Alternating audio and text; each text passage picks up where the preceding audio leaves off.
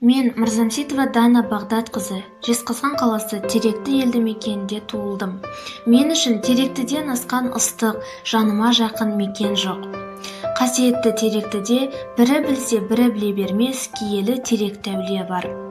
Теректі әулие еліміздегі ғана емес, әлемдегі теңдессіз тарихи жәдігер болып табылады.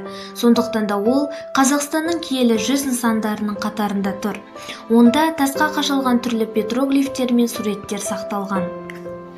Теректі петроглифтері Қарағанды облысы, Ұлытау ауданы, Теректі темір жолы бекетінен солтүстік-шығысқа қарай 20 шақырым қашықтықта орналасқан.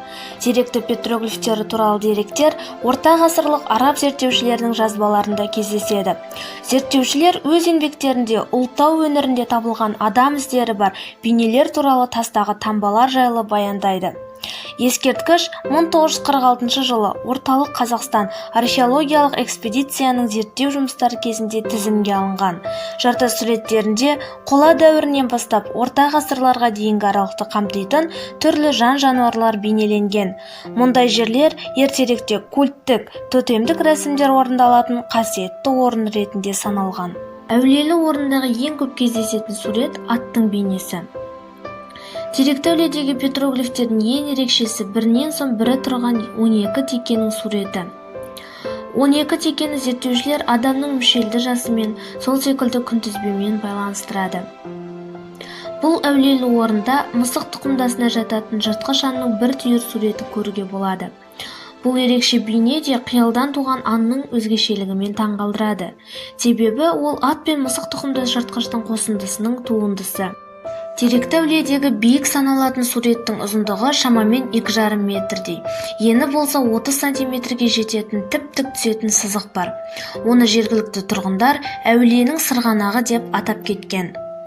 Бұл әулиеде кездесетін іздер көптеген миф пен аңыз әңгімелердің арқауы десек те болады. Оның бірі сонау 11 ғасырда ғұмыр кешкен Әл-Бирунидің жазған еңбегіне сүйенсек, мұндағы жылқы мен адам іздері Әзірет Әли және оның серігі Дүлдүлдің ізі болуы мүмкін. Ауылым алтын теректім, өстім ғой құшағында ақ теректің. Қымбат қоймаған топырағыңды, сазыңды, өзіңде өткен балалық балғын шағымда. Алыстап кетсем, құштар боп тұрам асыға, жүремін әркез өзіңді ғана сағына.